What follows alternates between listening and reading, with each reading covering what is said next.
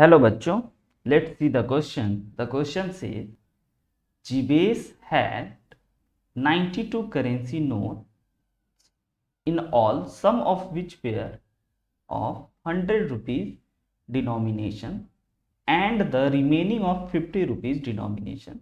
The total value of amount of all these currency note was 6,350 rupees.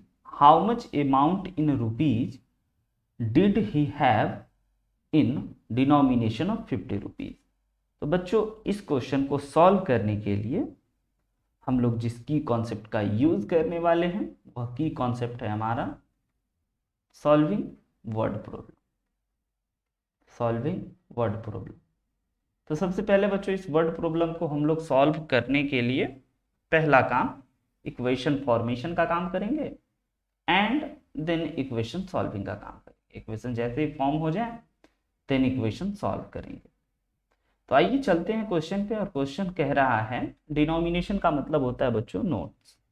तो हम लोग ये एज्यूम कर लेते हैं कि हमारे पास टोटल जो नोट हैं वह 92 रुपीज है, ये दिया हुआ है। तो टोटल नोट, ये तो गिवन ही है, total note is equal to 92।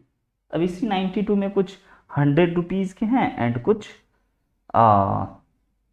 50 rupees के हैं। तो हम लोग ये एज्यूम कर लेते हैं कि लेट x जो है हमारे x be the denomination of 100 rupees. x be the denomination of 100 rupees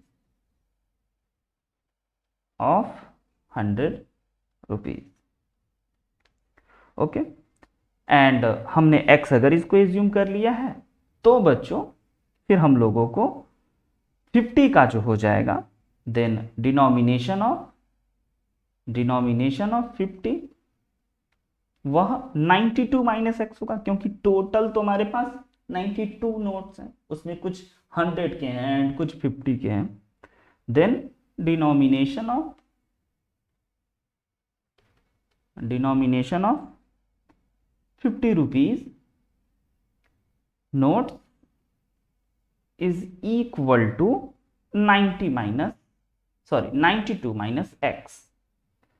simple सी बात है, कह रहा है जीबीएस के पास टोटल 92 नोट्स हैं जिसमें कि कुछ 100 के हैं। तो 100 के अगर हमने x एज्यूम कर लिया तो 50 रुपीज के हो गए 92 माइनस x। अब बच्चों क्वेश्चन को पढ़ने से हमें इक्वेशन के बारे में पता चलेगा। तो अकॉर्डिंग टू क्वेश्चन कह रहा है, अगर अगले सेंटेंस को पढ़े तो sum of where इतना and the remaining 50 denomination, the total value of these amount currency note was 6,350. How much amount in rupees did he have the denomination of 50 rupees? तो बच्चों अगर 100 रुपीज का एक नोट है तो 100 रुपीज होगा, और हमने एज्यूम करा है 100 रुपीज का x नोट है तो 100x रुपीज होगा। एंड कह रहा है 50 रुपीज का जो हमारे पास नोट है ना, 50 रुपीज का, तो 50 रुपीज का नोट हमारे पास कितने हैं 92 माइनस एक्स।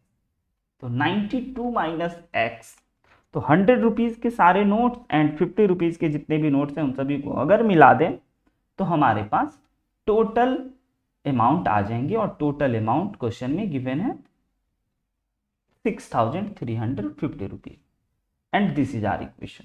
हमारा एक इक्वेशन बना, हमने बच्चों इसको वन ही वेरिएबल में सॉल्व कर लिया, चाहे तो 2 वेरिएबल में भी कर सकते हैं।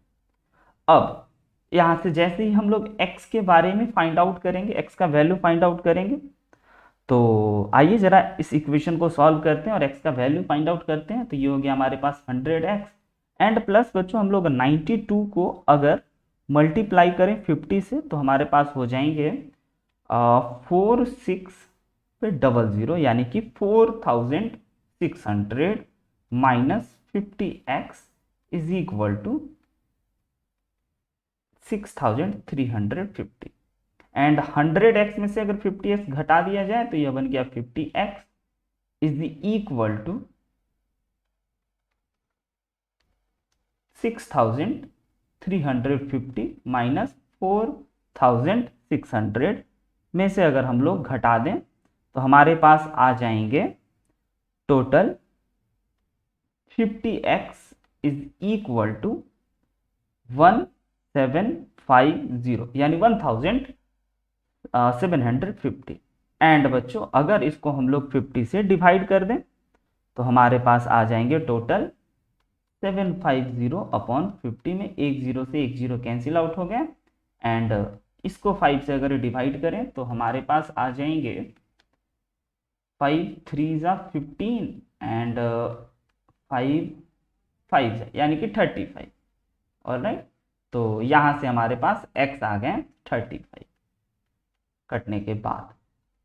तो बच्चों हमें ये पता चल गया कि हमारे पास x रुपीज का जो नोट है वो 35 है। देन हमें बताने थे कि how amount of the 50 rupees के पहले कितने नोट हैं वो हम लोग पता कर लेते हैं। एंड उससे कितना अमाउंट बना है 50 रुपीज के नोट से। तो सबसे पहले हम लोग ये एज्यूम कर ही चुके हैं। तो number of 50 rupees note is equal to, हमारे को दे रखे हैं 92 माइनस 35। अगर 92 में से 35 सब्ट्रैक्ट किया जाए तो 57, हमारे पास 57 नोट्स हैं 50 रुपीज के।